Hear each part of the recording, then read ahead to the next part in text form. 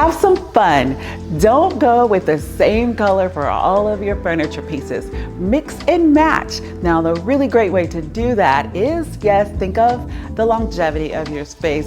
Use some neutral colors in the bigger pieces, but on the smaller pieces, feel free to get a little wild. Mix in texture and pattern and a color that you might not necessarily use on a larger piece, but it absolutely brings in style and interest to your space. For example, in this space, we have used this odd shaped sectional in this really charcoal gray. It's nubby fabric. I love the texture of it. We have some champagne pillows with black in there. The champagne chairs mimic the champagne pillows, but are a nice neutral soft color. And then we come to our little poofs. They're so cool and really funky in this pattern that is very Afrocentric, has golds and cream tones. Maybe not something you'd put on the sofa, but perfect for these poofs.